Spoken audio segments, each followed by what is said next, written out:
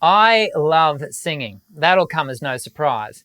But did you know I also love sports? I attend a gym, play a weekly social game called touch football, and my passion, though I don't get to do it anywhere near enough, is snow skiing.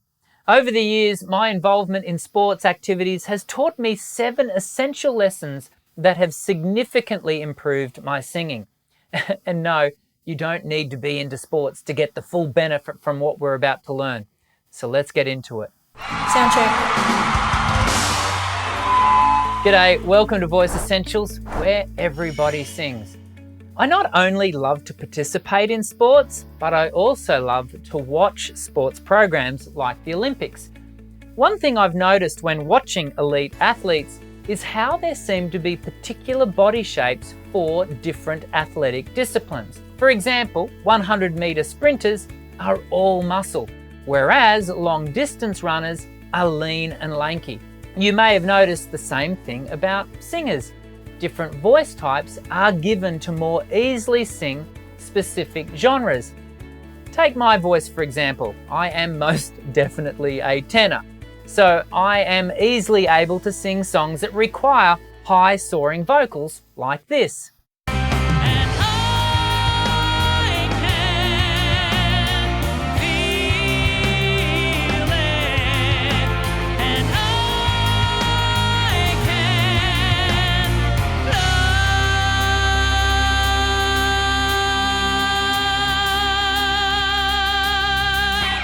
But I can tell you that when it comes to adding a gritty body to my sound like we might hear in heavy rock, my voice struggles and tires rather quickly. This is not due to a lack of technique, nor does it mean I shouldn't sing rock. It acknowledges that my vocal anatomy is more suited to certain genres than others. So the first lesson we can learn from elite sports: no athlete can do all sports to an Olympic level, and no singer can do all genres to a professional standard. This, of course, does not mean that an elite athlete is restricted to only participating in their own discipline. In fact, there are great physical benefits to be had when the footballer spends time lifting weights or when the cyclist spends time swimming laps in a pool. Elite sports people know that their body benefits from specific and holistic workouts, and so too it is with your voice.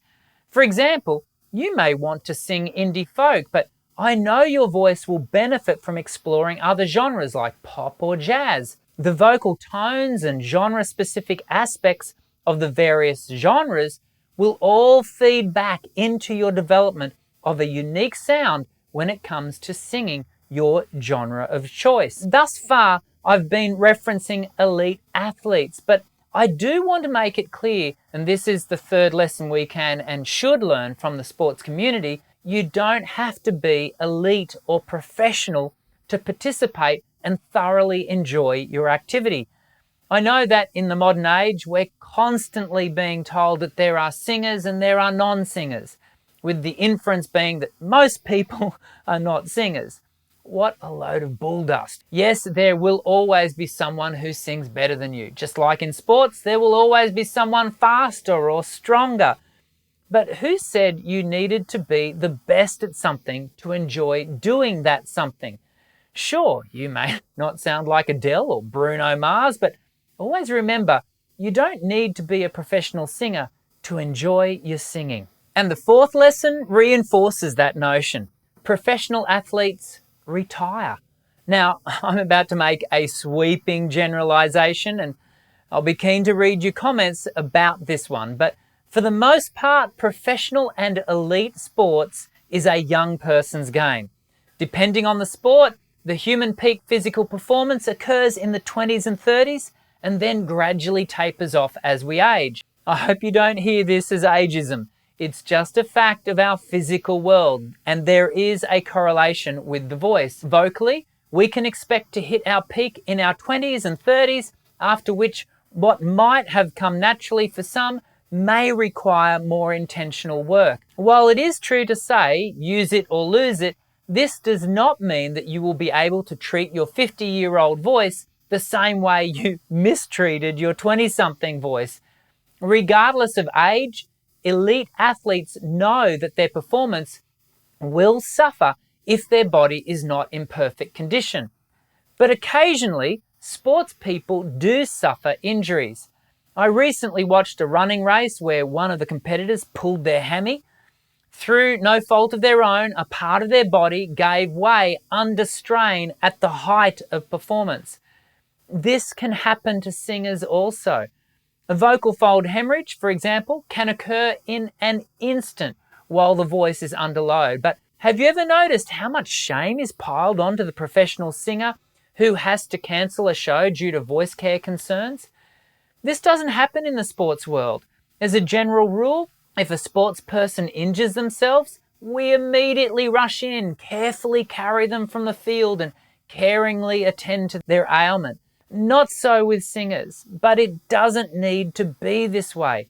If you ever sustain a vocal injury, know that it isn't your fault and that there are healthcare professionals ready and willing to offer you support and therapy. Equally, suppose you observe a fellow singer sustain an injury. In that case, I encourage you to show them the same respect that professional athletes show each other. And this is lesson 6. Competitors may not be best friends on the track or field, but more often than not, they will show each other mutual respect because they know what it takes to perform at an elite level. Unfortunately, the creative industries are so highly competitive, and this competitive environment is further fueled by the insecurities we all carry about our art and, more to the point, our voices. Let's be a part of the answer and encourage one another with mutual respect when it comes to our singing. I think this is made easier when we recognize that no one, including ourselves, has arrived. We observe this attitude in professional athletes when they recognize how much they still have to learn about their athletic discipline. Even after a win, I regularly hear sports people talking about the parts of their game that can still improve. This pursuit of excellence teaches us that we can always keep learning, and we need to give ourselves and others the grace to grow. I'm Dr. Dan. Sing well.